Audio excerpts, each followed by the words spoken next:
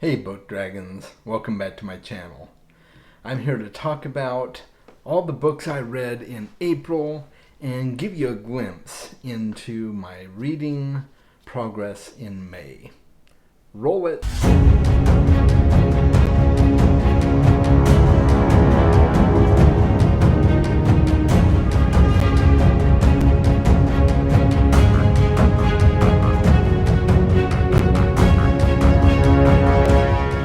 So I'm pretty amazed at how quickly I am blowing through my reading goals for 2021. As you know, I don't really do TBRs, but I do set a reading goal for myself. And I keep track of it on Goodreads, which is pretty much the only thing I use Goodreads for, really, with the exception of a few other little things, people I follow and things like that. But I set my reading goal at 30 books for the year. I'm already 21 books into my reading goal. I think I maybe should have set the bar just a little bit higher for myself. But what's a goal, right? Except to reach it and exceed it. So I think I'm doing okay. I'm gonna keep it where it is. I'm not gonna change it, and I'll just allow myself to have that pat on the back that I'm doing so well with my reading goals for this year. But I am here to talk about the books I read in April, give you a little bit of a wrap up, and I will talk about some of the books I have read and am planning to read in May, hopefully if I get to it. So with that being said, make sure to stick around. I will talk about a few other things at the end of the video, so you don't want to miss out on that. And let's get right to it, folks, okay? So at the beginning of April, I finished a book that I had started in March, and that was book 2 of the Bobiverse series by Dennis E. Taylor, entitled For We Are Many. So you may have seen my video for the first book, We Are Legion, We Are Bob, and I really enjoyed that book. And I did do a video kind of geeking out with Carl and Pete at Geek on My Sleeve over Bob book 2 For We Are Many. So I'll leave the link in the description below so you can check that out. But I really enjoyed it. Not quite as much as the first book, but it was still a lot of fun. I think I probably would have enjoyed it more if it wasn't so complex and introducing all these new variations on Bob. It was just kind of mind-blowing to try and keep track of all the different Bobs. So I think that's my biggest hang up with it, but I really enjoyed the book and I'm looking forward to continuing the series. The next book that I finished was a quickie. It's a graphic novel, and that is Sandman Volume 5, A Game of You. I'm just absolutely adoring the Sandman universe, and I've been trying as much as I can to read through the series quickly and to pick up at least one a month and see where I go with that. So that's just been a really entertaining ride for me. Neil Gaiman is always a genius, and the Sandman is kind of his magnum opus. It's what most people know him for. So I'm really enjoying that, and that was one of the books that I read in April as well. The next book that I read in April was Rage of Dragons by Evan Winter. I did not care that much for this book. I enjoyed it. It was fun. Parts of it were fun. I'll leave a link in the description to my review for it, and I'll shove it in the cards at the end of the video as well, so you can check that out from here if you want to hear my thoughts on it. But it was just okay for me. It had a lot of flaws, but not enough to keep me from reading the next book in the series. I'm still going to give it another shot with The Fires of Vengeance and see where it goes. Not anytime soon, mind you, but I do plan to. So I enjoyed that. That was part of our book club. I'm in the Dragons Library book club, and that was our book pick for the month of April. So I read through that, and from there I continued on into Fall of Hyperion. This has to be my favorite book of all the books I read in April. It is just a stellar story. It continues on from the first book, Hyperion. It finishes the tale, at least for the most part, that was started in the first book, and just a really, really excellent, fun, engaging read, thought-provoking read, and it's just a great sci-fi classic. Highly recommend it. Easily my favorite book of April. The next one was a very pleasant surprise, and that's Breach of Peace by Daniel Green. I'll leave a link to my review for that book at the end as well. I wasn't quite sure what to expect going into Breach of Peace, and I was very pleasantly surprised.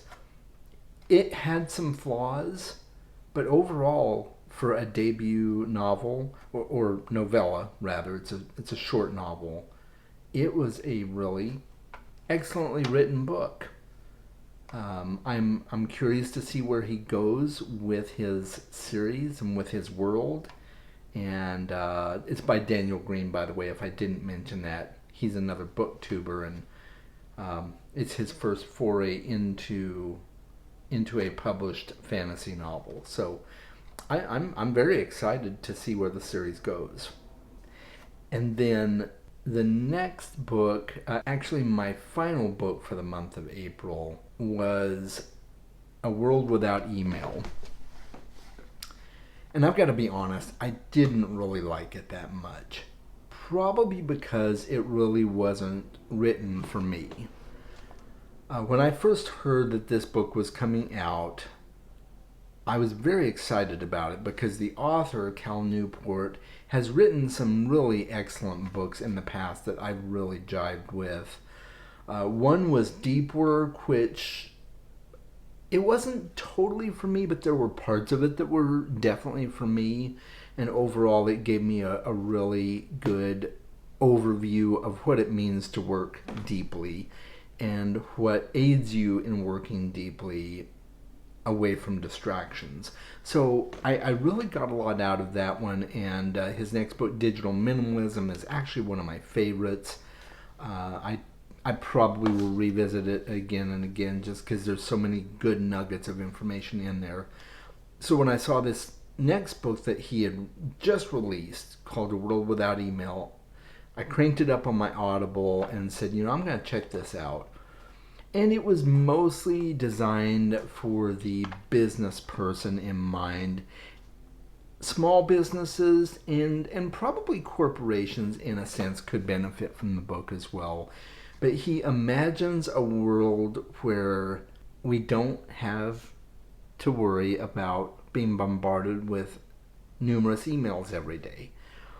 And that really appealed to me.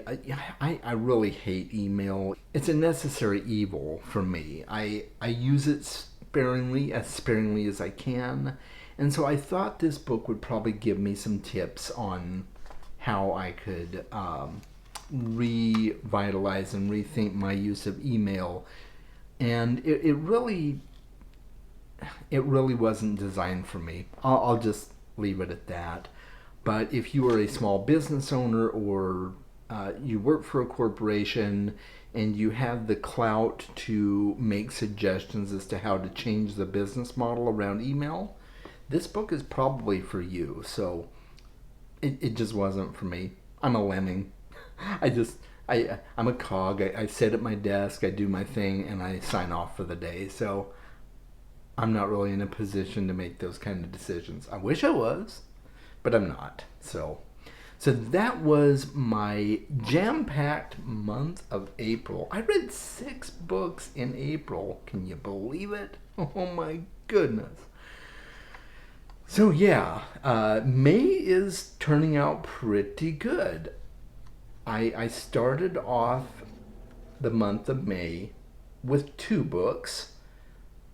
One is, of course, a regular book. Well, it's an ebook, but it's the second book in the Broken Earth trilogy by N.K. Jemisin, entitled The Obelisk Gate. And I just actually finished that a few hours ago. And man alive, was it a great, great book. And I'm not sure. I'm kind of thinking if I want to do an actual standalone review for that book or wait till I finish the series and then do a recap of the series. Let me know your thoughts below in the comments if you would like a standalone review for The Obelisk Gate. But just a really fantastic read. I had so much fun. It's such a unique and interesting world and magic system, and just really intricately designed. I enjoyed it. So I read that, and at the same time I was listening to an audiobook by Thich Nhat Hanh. Now, if you're not familiar with Thich Nhat Hanh, I can't say his name right. I just said it and now I can't say it. Thich Nhat Hanh. There we go. If you're not familiar with him, he is a world-renowned Zen Buddhist monk who was exiled from his home country of Vietnam, and just he's written numerous books. He's given numerous speeches. He's beloved by many across the world, and I read, or listened to rather, his book, The Art of Living, and it's a really, really great book. I got a lot out of it. It really helps you hone in and gain a different perspective on the unity of all living beings and how to interact with yourself and other individuals and the world at large based on your understanding of the oneness of all that lives and breathes, and just this mass organism that we call humanity and our connection with Earth and things like that. It was a really fascinating read, and I'm probably going to need to listen to it again, just because books like that, I don't feel like I always glean all the morsels from it the first time. So I'm looking forward to reading that again at some point.